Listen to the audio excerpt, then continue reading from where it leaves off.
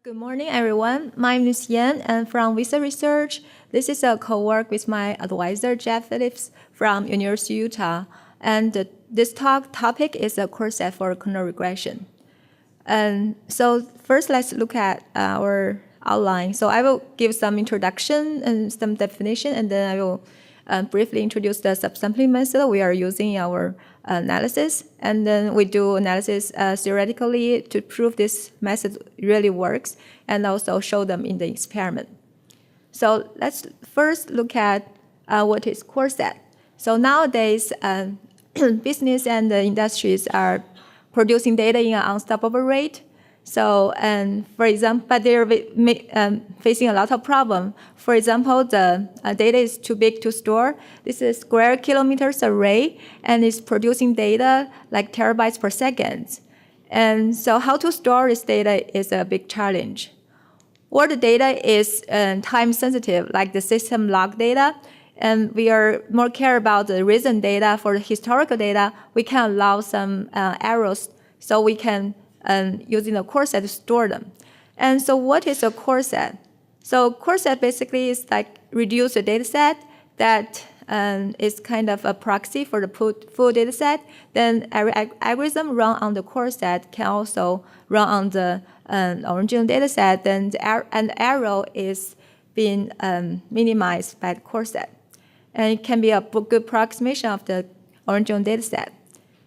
And then what is kernel regression? Before that, I will introduce what is kernel and the kernel density estimate. So kernel is a bivariate functions, and you can map 2 points in RD to a scalar value between 0 to 1. And we are focused on the shift invariant kernels, such that the kernel value only depends on distance between these 2 points. And so, for example, the Gaussian kernel is a very typical example here. And now we have a point set in the d plus 1 dimension, and we divide this point into 2 parts. The px is the first d coordinates, and py is the scalar value. And now for a query points in RD, then the kernel density estimate is actually the average of the kernel values respect to the query points for every point in this point set. In this example, the 11 points, and for the 11 points, the kernel density estimate is showing in the blue curve. And if we view this py value as the weight for each point, then the weighted kernel density estimate is showing is actually the weighted average of all the kernel values. So, so what is a kernel regression here? We are focused on the Dadria-Wursten kernel regression because it is has a long history, and it had widely used in economics and image analysis. So basically, it's the kernel regression is the weighted kernel density estimate over the kernel density estimate. And we are interested in it and want to find a Coreset for it. So in this example, this is the IBM stock price from 1962 to 2015. And we can see it's like 1D time series data, and the Y value is the stock price. And the kernel regression give a smooth out of the data with respect to the noise in the original data. If we increase the bandwidth of the kernel, it gives us a smoother version of the kernel regression. So now we know what is kernel and what is, we know the kernel regression and what is Coreset. Then here I give the definition of the kernel regression we are interested about. It's called a rho epsilon sample for the kernel regression. So it's like a subset S such that the kernel regression under P original set and under S is bounded by epsilon m. And here, we have, if you notice that there's some condition on the range we're interested about, we only allow the ranges that the kernel density estimate is bigger than rho, because when the kernel density estimate is really small, the kernel regression is unstable, so we need a threshold to constrain this bound. And then you will also notice that our bound is only depends on epsilon, which is the user input, how much error you want to be, and M is the difference between the minimum and the maximum value in the Y value. It is not, because in this fund, it is not affected by shift or scale of the units. For example, for the temperature data, if you switch from Celsius to Fahrenheit, our bound still works. So now I will give some introduction of the subsampling method we are using to approximate the kernel Coreset. The first one is really a common one, is the random sampling. It's basically just to draw a random sample from the whole data set. And we are interested in that because it's widely used and really common method. And also, even for the original data set that we're talking about, can be modeled as a random sampling from the much bigger data set, where sample from the device or any reader. And the second method is a K-center method. It's just create a K-center clustering of the based on the axis and using the Grady-Gonzalez algorithm. And why we're using this algorithm is because it's inspired by a paper from Clay Scott that is using the K-center problem to approximate the sample mean, a kernel mean, and also it's a pre-processing step for the IFGT method. And then we will introduce in this talk, I will give more detail for the sorted based algorithm and the grid based algorithm. Now first look at what is a sorted based algorithm. And so the basic idea of the sorted based algorithm is like we sort the px into the order. So the order is spacing filling curve that can approximate spacing relationship between the points for high dimension. So if you sorted the points into the order, it gives one-dimensional points of the high-dimensional points. And then we group the points into several groups so that each group has same number of points. And then for each group, we just randomly select 1 point as a sample points, then give us a Coreset. In this example, the red points approximately, it gives us a Coreset for this problem. And we can do it better by using the Z-aggregate, is just using the centroid instead of random points to approximate this Coreset. And another group of approaches, grid-based approaches, is using, we just put the grids onto the point sets, and then with the fixed length of the grid. So then in each grid, we also random sampling 1 point in each grid, or we can do it better by just aggregate the points and using the centroid to represent the Coreset. And so we can do it better by introduce more sample points into the empty neighbor. But let's look at a simple example why we want to do that. Here is an example for P is 6 points, and the kernel regression showing in the blue curve. And the Coreset, the kernel regression showing in the cyan.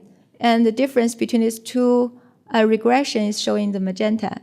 You can see the largest arrow around the x is around the 9, and also for x is less than 0.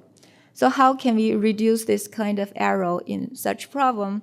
We notice that arrow occurs at the grids. In this case, is interval in empty grids with a non-empty grids as neighbor. So we add 3 extra points in this example, and by adding these 3 extra points, our error is really dramatically reduced. So based on the idea in the 2D, we can do the same thing for this non-empty grids. We add extra points if the empty grids has non-empty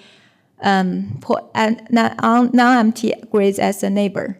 So in this example, we have almost, this example is because the range is, the data is fully occupied by the non-empty grids. But even this, we have 1 point, one empty cell. doesn't need to be in the core set. So with that, I will give some analysis for the algorithm I'm talking about, and it can prove this algorithm actually works. And so I will first give a structure result, give us a result that the core set is a core set for the kernel density estimate. Also it works for the weighted kernel density estimate. The arrow is also the core set is carried over to the kernel regression. So in this example, it's telling us we need to find the bound for both of them. So first, I will introduce how to find this for the random sampling, because it's, as I already said, original data can be a random sample from a larger data set. So first, let's look at how to find the core set for the kernel density estimate. And in this definition, I will give the row epsilon sample for the kernel density estimate. Actually, it is the arrow bound such that if the kernel density estimate is bigger than rho, it's a relative arrow with respect to the kernel density estimate of the original set. And if the kernel density estimate is less than rho, it is additive arrow, depends on epsilon and rho. It is called the relative rho. It's called relative rho epsilon sample for the kernel density estimate. And so this definition is actually from the rho epsilon sample for the range space, for the binary range space. So now we're talking about binary range space and kernel range space. I will detour a little bit to talking about what is the range space. So the range space is a set of point P and a set of subsets, and the subset can be defined by intersection with a half space, or can be defined by intersection with a ball or axis-aligned rectangle. And for the kernel, if we look at the ball here, we smooth out the boundary, and then it turned out to the kernel range space. It's composed of a point set P and a set of kernels. Each element of the kernel is kernel with respect to every point in the domain. So it's a smooth version of the binary range space. And there's some linking result. We can link the kernel range space to a corresponding binary range space. And then we can use in the binary range space result to approximate the kernel range space.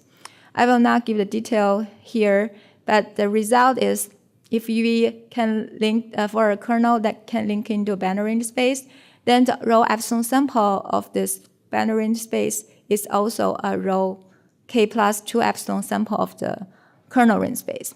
And for the range space thing, it turned out to be a kernel density estimate. Then we using this result can get the bound for the kernel density estimate using the random sampling. And similarly, we can also get the bound for the weighted kernel density estimation.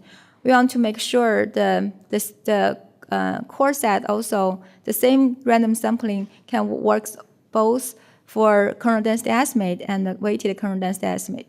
So it is not trivial to prove that. And we spend a lot of time on to prove this weighted kernel density estimate for the same core set. But actually, it eventually works, and it's bounded by epsilon m, and where the m the same definition as the kernel regression m.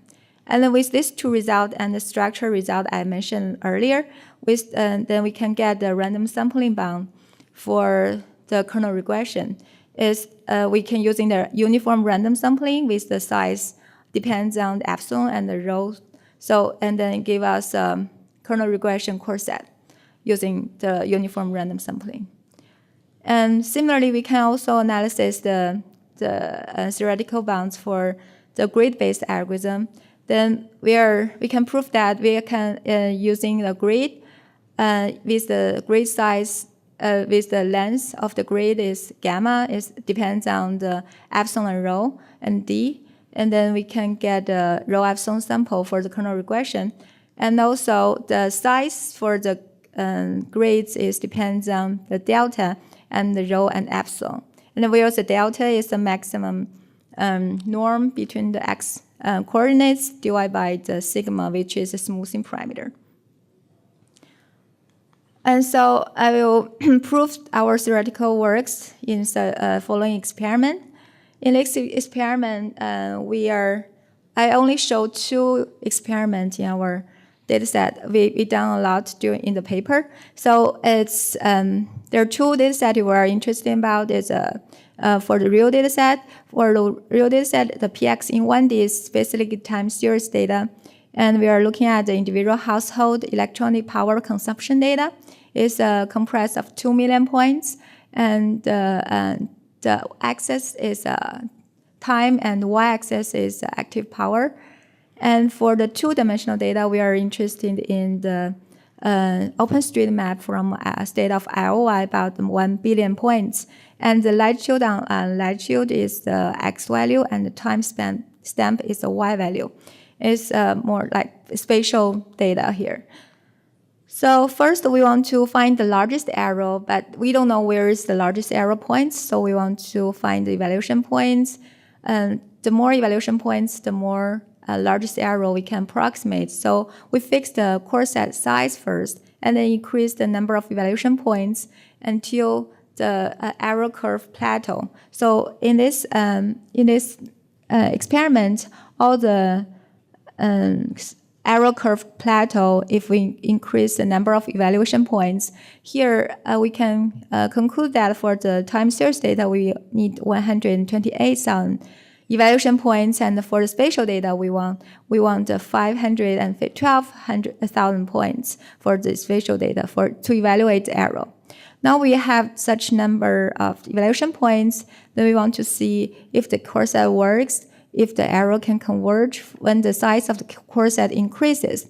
So here we fix the number of the evaluation points and increase the coreset size.